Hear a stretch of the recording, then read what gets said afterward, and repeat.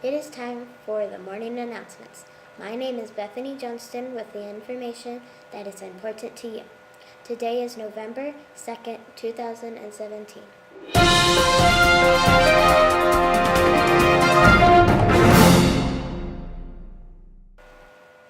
Another day down and one more to go before our clocks fall back for additional sleep this weekend. That is correct. Daylight savings times hits us again this weekend. Why do we participate in this non-universal event? That is a question this video might answer. Daylight savings time starts this weekend.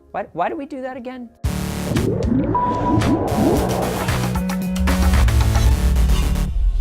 I'm Anthony, this is D News, and in 1895, New Zealand entomologist George Vernon Hudson, who had a very smart mustache, was sitting in the dirt collecting bugs and thinking about how the days get shorter in winter and how many super sweet bugs he was missing out on because of it. So he wrote up a proposal and he said, guys, let's shift the clocks in the winter so we get more sunlight. And so the modern idea of daylight savings time was born because of bug collecting. It caught on in World War I when Germany decided to use it to conserve coal, and everyone started doing the same. In 1916, it became a law in England to observe summertime, thinking it would get the population outside more and promote better health and well-being. Then the US followed suit 2 years later, and then it just sort of stuck. And the longer it stuck, the more we just sort of came up with reasons to keep doing it. But those reasons don't necessarily hold up. First off, farmers don't really care about daylight savings time. Farmers run by the sun's schedule, not the clocks. They still have a shorter workday in the winter. There's no way around it. So you can let that theory die. Then there's the idea of energy efficiency. In the 70s, studies showed that by giving us an extra couple of hours of daylight at the end of the day,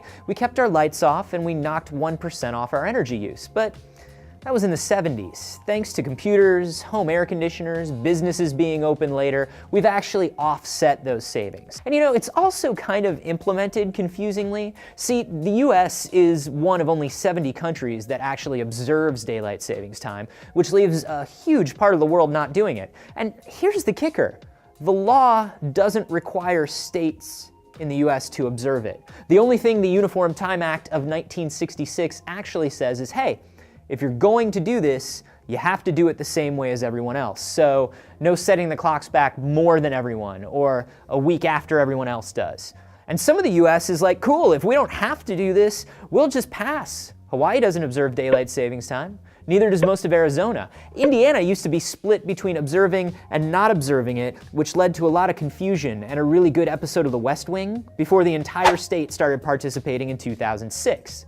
So why do we observe daylight savings time? Well, depending on who you ask, we just do it because we've always done it, and it would be a hassle not to do it anymore. What do you guys think? Is daylight savings time something we need? Let me know down below. Here's our lunch menu today. Pork ribette sandwich and baked beans. We have another thoughtful Thursday video to keep those brain muscles working fast and furious. Take a look. It's been said people who are left-brained are more logical and analytical, whereas people who are right-brained are more creative and intuitive. So which one are you? Left brain or right brain? Or maybe you're both.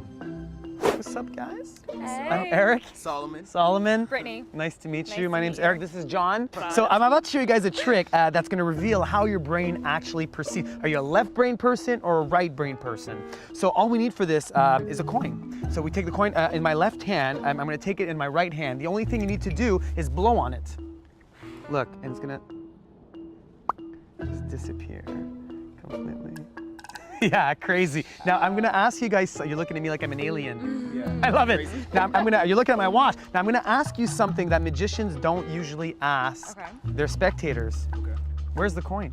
In your skin. Dropped it on the floor. Okay, those are two very, very separate. Actually, that's perfect. What we're trying to illustrate here is you said I dropped it. You said I dropped it on the ground. Right. Brittany, you said it's in something creative, something kind of far-fetched, kind of out there.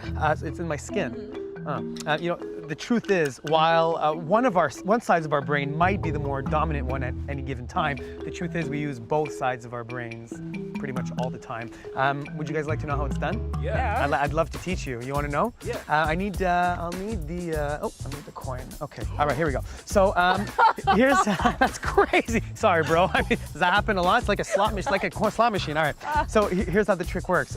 It's way more simple than that. I don't drop it on the ground because you could hear it, you would see it. And I don't hide it in my skin because that's just crazy, Brittany. All right, now here's the idea. Here's what I'm actually doing is when I take the coin like this, I never actually take the coin.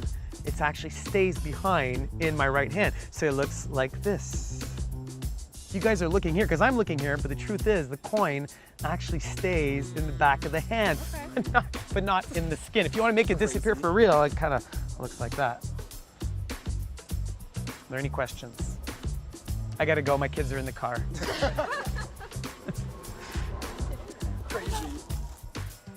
Don't forget the food drive ends tomorrow.